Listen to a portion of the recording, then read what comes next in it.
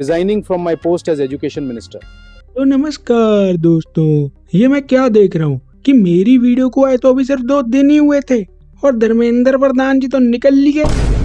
अरे सर, आप पहले बता देते। अगर आपको मेरी ही वीडियो का इंतजार था तो मैं पहले ही बना देता ना। चलो खैर, अब मुझे उस वीडियो के नीचे काफी कमेंट्स आ रहे हैं कि एक वीडियो नितिन गडकरी जी पे भी बनाओ। तो मैंने कहा क्यों नहीं। गन्ने का जूस बड़ा गिलास 20 रुपए का। नहीं, 20 का नहीं, 120 रुपए का। हालांकि वो पुराने वीडियो हैं जिसमें आपने बोला था कि पेट्रोल 100 रुपए से ऊपर जो मिलता है ये 15 रुपए पर आ जाएगा एथेनॉल की वजह से, अगर एथेनॉल आने लग गया। ऐसा मैंने कहा नहीं। मैंने आपको बता दो क्या कहा, क्योंकि यही भी बात कभी कभी हुई। अभी मेरे पास टोयोटो की गाड़ी है, वो गाड़ी में 100% इथेनॉल डालते हैं, 100% पेट्रोल भी डाल सकते हैं। अब इथेनॉल का रेट है 75 रुपये। वो गाड़ी जब चलती है तो वो चलते चलते 60% बिजली तैयार करती है, ऑटोमेटिक 60% बिजली तैयार करती है। फ्लेक्स इंजन है। पेट्रोल और डीजल की इनोवा का जो एवरेज है और इसके एवरेज में अगर तुलना की जाए तो पेट्रोल का कीमत 25 रुपए लीटर पेट्रोल का भाव आता है, इतना एवरेज उसमें मिलता है। मुझे ये तो नहीं पता कि इनको मंत्री बनाया किसने है, लेकिन ये जरूर समझ में आ गया कि इनको मंत्री बनाया क्यों गया है। क्योंकि इनको किसी बात का जवाब सीधे सीधे देना ही नहीं है। ना बात को एक्सेप्ट करते हैं, ना डिक्लाइन करते हैं, बस उसको गोल गोल गोल गोल घुमाई जाते हैं। पिछले वीक आप पहली बार आपने इस बात को माना कि mileage ethanol E20 blended petrol से होती है। पहली बात तो मैंने मानी है, जो बात बता रही है ठीक नहीं है। अब देखना, फिर बात को गोल गोल घुमाया जाएगा। मैं आपको समझाना चाहता हूँ, बोलिए। इथेनॉल के कैलोरिक वैल्यू और पेट्रोल के कैलोरिक वैल्यू में फर्क है। हर फ्यूल के कैलोरिक वैल्यू अलग अलग होती है, ठीक है।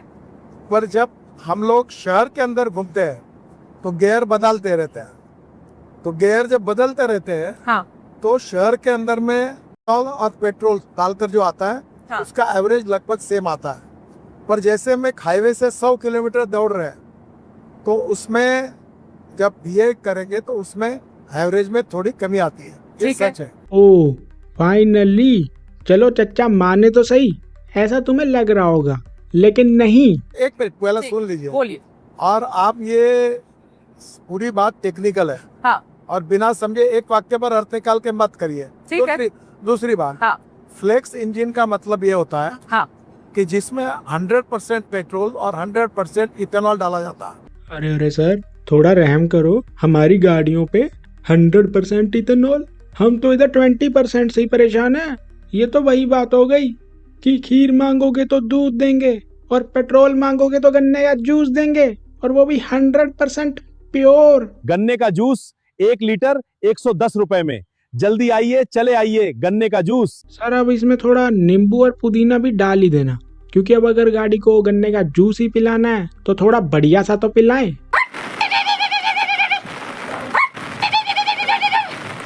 कितना भी पेट्रोल डालो, कितना भी इथेनॉल डालो, प्राइस के ऊपर है।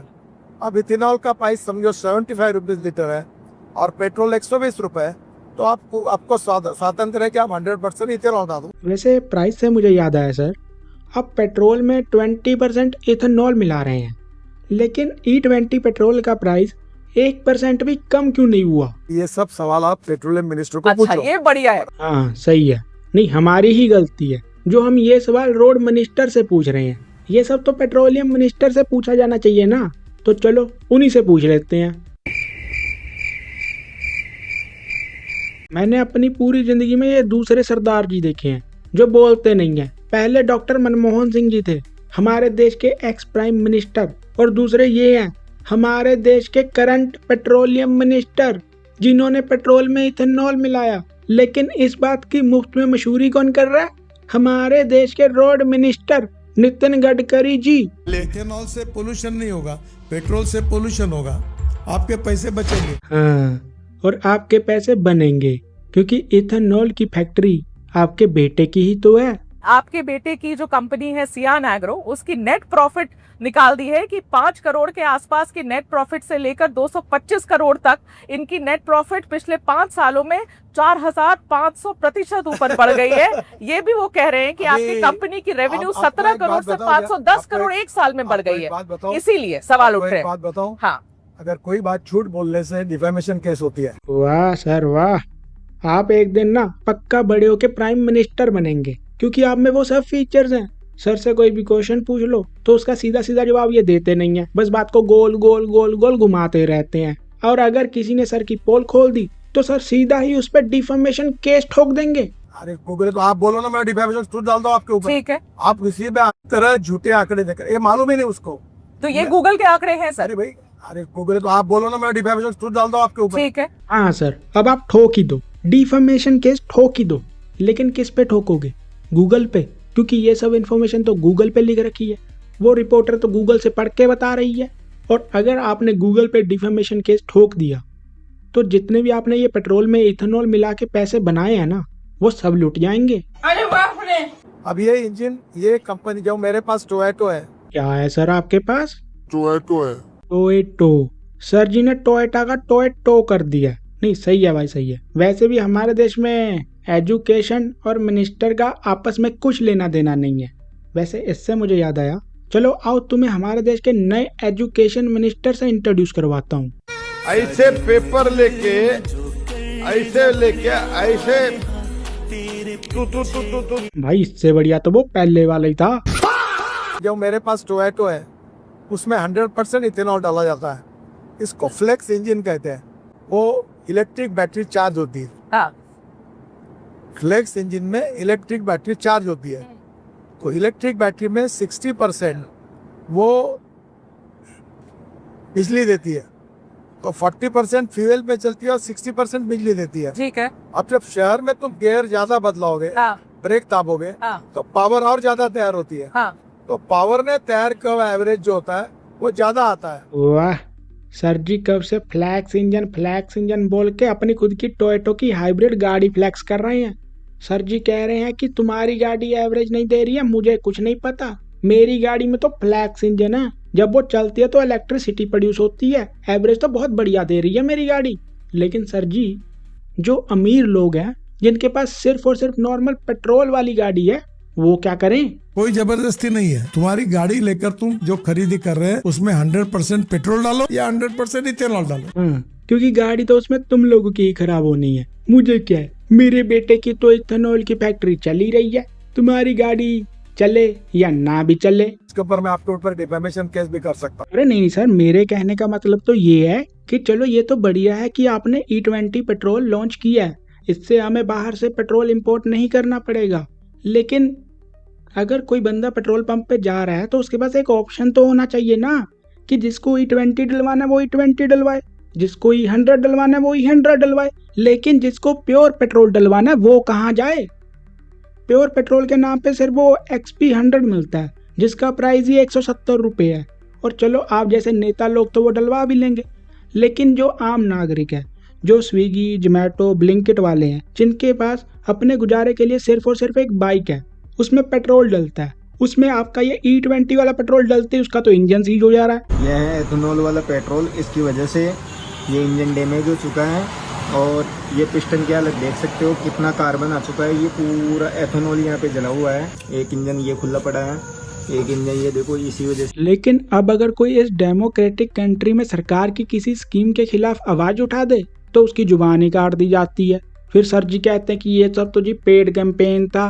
तो ये सोशल मीडिया का जो कैंपेन था वो पेड कैंपेन था, वो अगेंस्ट इथेनॉल था और पॉलिटिकली टारगेट मुझे करने के लिए था।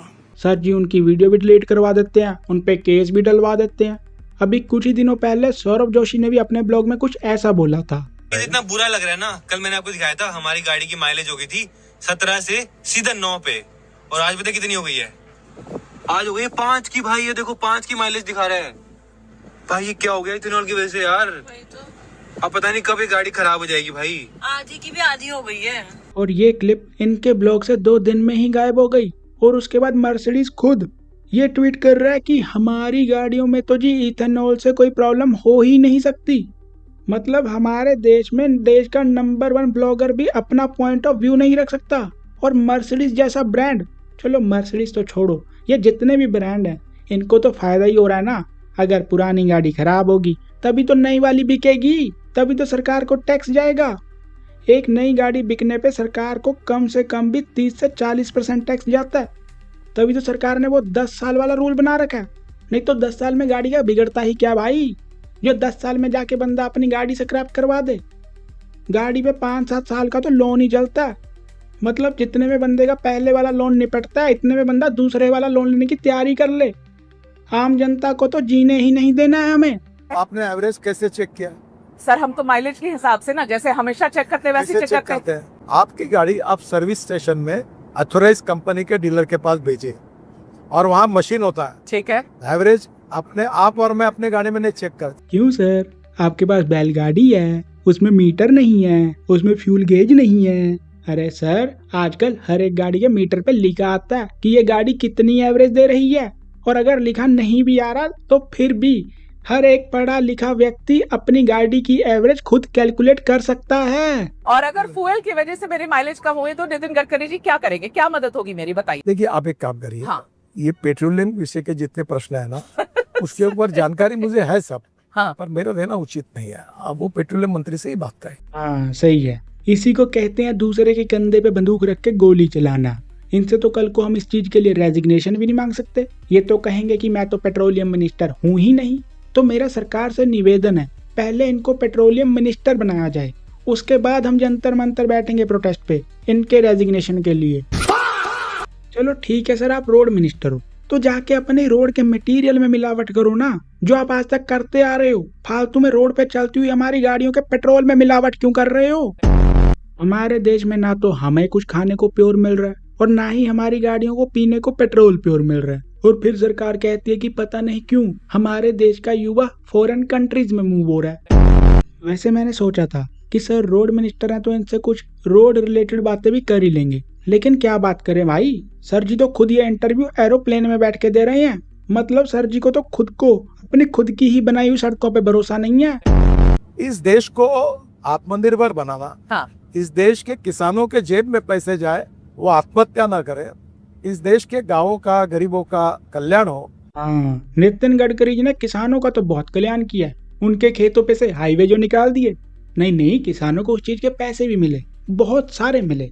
इतने मिले कि किसानों के जो हाईवे के पास वाले खेत थे उन्होंने वो भी बेच दिए। वहाँ पे कमर्शियल प्रॉपर्टी बन गई, वहाँ पे रेजिडेंशियल प्रॉपर्टी बन गई। अब किसान के पास खेत तो बचे नहीं, लेकिन अब किसान के जिन खेतों पे से हाईवे निकला था, अब उसी हाईवे से निकलने के लिए किसान को टोल टैक्स देना पड़ रहा है। लेकिन किसान के पास पैसे तो अब है नहीं, क्योंकि वो तो करता था खेती, उसके पास खेत ही नहीं बचे तो वो खेती कैसे करेगा।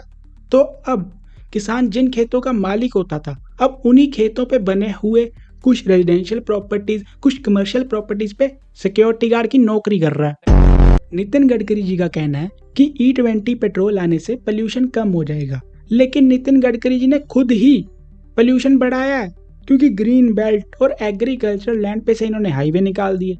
तो वो लैंड तो अब बची नहीं है, ग्रीनरी तो बची नहीं है, पोल्यूशन तो होना ही था। तो उसके अल्टरनेटिव तो सरकार को निकालने पड़ने ही थे। इसीलिए तो नितिन गडकरी जी इतने टाइम से मुफ्त में मसूरी कर रहे हैं इस इथेनॉल की। लेकिन हाँ, ये दूसरा रीजन है। पहला रीजन आज भी इनके बेटे की वो इथेनॉल की फैक्ट्री है। अब पेट्रोल के अल्टरनेटिव के रूप में इथेनॉल को 100% यूज करने के बारे में हमने निर्णय किया है। आज आपके इस अगस्त गैदरिंग में मुझे सूचित करते हुए खुशी हो रही है कि कल रात को 8:30 बजे मैंने फाइल पर साइन किया है। Nitin, it is done bro. मैं आपके ऊपर डिफेमेशन केस भी कर सकता हूँ। अरे नहीं सर जी, मैं तो अपने दोस्त को कह रहा था, उसका नाम भी नितिन ही है। मैं तो उसको कह रहा था Nitin, it is done bro, video खत्म।